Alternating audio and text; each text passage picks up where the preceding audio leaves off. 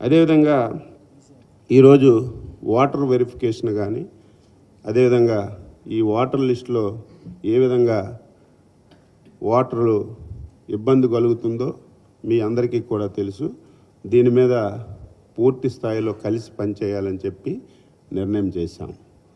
ఇంకొకటి, ఈ ముఖ్యమంత్రి రేపు ఎప్పుడు జన్నికి జరిగినా చిత్తుగా ఓడిపోతాడని తెలిసి ఎలక్షన్లో విపరీతమైన అక్రమాలు చేయాలి, పార్టీ నాయకుల మీద తప్పుడు కేసులు పెట్టాలని చెప్పి ఒక దుర్బుద్ధితో ఈ ముఖ్యమంత్రి ప్రయత్నం చేస్తున్నాడు.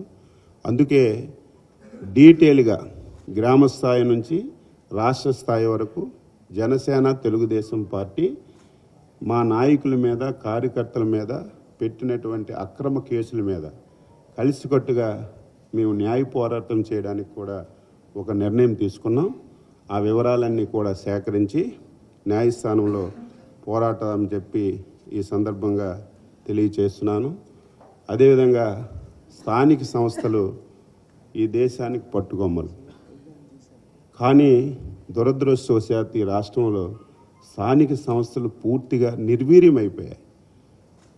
కేంద్ర ప్రభుత్వం ఇచ్చినటువంటి వేల కోట్ల రూపాయలు ఒక దోపిడీ దొంగలాగా పంచాయతీరాజ్ వ్యవస్థ మీద పడి ముఖ్యమంత్రి మొత్తం లోకల్ బాడీ నిధులన్నీ కూడా తినేస్తున్నాడు.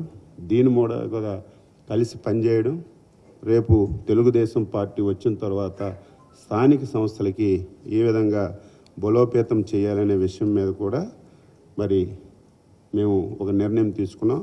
దాని మీద కూడా ముందుకెళ్తామని చెప్పి ఈ సందర్భంగా తెలియచేస్తున్నాను.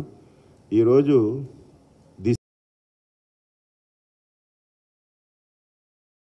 రాజకీయ అవగాహన ఉన్నవాడు, అందులో ముఖ్యమంత్రి పదవిలో ఉన్నవాడు ఇంత బ్లంట్గా అబద్ధాలు మాట్లాడతామని చెప్పి ఎప్పుడు చూడలేదు.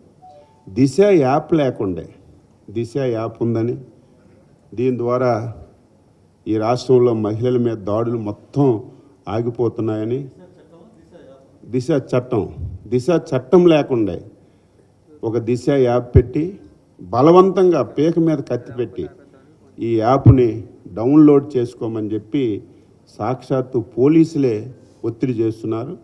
అందులో ఉన్నటువంటి ఒక సిపాయిని ఒత్తిడి చేసి దిశ యాప్ డౌన్లోడ్ చేసుకోమంటే ఆయన చేసుకోనంటే ఆయన మీద దాడి చేస్తే యాప్ డౌన్లోడ్ చేసుకుంటే ఓటీపీ అడిగితే నా సమాచారం నీకు ఇవ్వనని చెప్తే పోలీసులు ఏ రకంగా ఇబ్బంది పెట్టారో మరి మనందరం కూడా చూసాం. ఇటువంటి విషయాల మీద పూర్తి స్థాయిలో కలిసి ముందుకెళ్లాలని చెప్పి కూడా నిర్ణయం చేశాం.